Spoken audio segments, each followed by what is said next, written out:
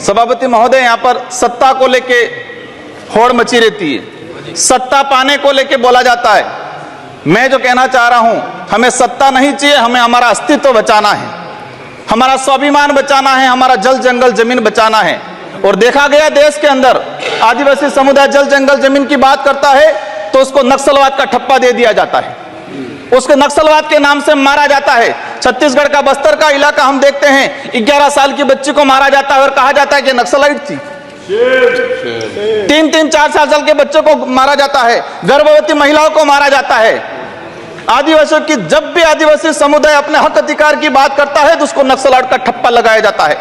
सभापति महोदय, आदिवासी समुदाय को या एससी समुदाय को फ्री की योजना, हम कहते हैं हमें फ्री की योजना मत दो, हमें हमारा हक दो, जल जंगल जमीन का मालिकाना हक दो। और संविधान के अंदर शेड्यूल 5 के अंदर, शेड्यूल 6 के अंदर जो रिजर्वेशन पॉलिसी लागू की है उसको धरातल पे लागू किया जाए। माननीय सभापति महोदय, मैंने देखा है भाजपा अलग अलग राज्यों में अलग अलग चीज कहती है, कई जगह कहती है बीफ खाओ, कई जगह मत खाओ। हमारे आदिवासी समुदाय को लेकर एक धर्म कोड की लंबे समय से मांग चल रही है कि आदिवासी समुदाय को अलग से धर्म कोड दिया जाए। आजादी से पहले 1871 से लगा के 1951 तक अलग जनगणना हुई है।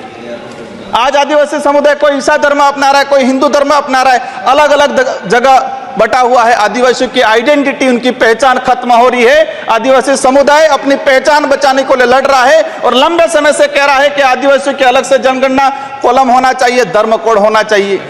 झारखंड के अंदर 11 नवंबर 2020 को झारखंड विधानसभा में प्रस्ताव पास हुआ अलग से आदिवासी धर्म कॉलम को लेके। वहां विपक्ष में भाजपा थी और भाजपा ने समर्थन दिया और कहा कि आदिवासी समुदाय धर्म व्यवस्थाओं में भले हिंदू हो ईसाई उसमें नहीं आता है, आदिवासियों की अलग परंपरा रीति रिवाज है, उनको धर्म कोड जारी किया जाए। लेकिन राजस्थान में अलग तरीके से माहौल बनाया जाता है। हम कहते हैं हमें किसी धर्म में नहीं रहना है, हमको आदिवासी है, आदिवासी रहने दिया जाए।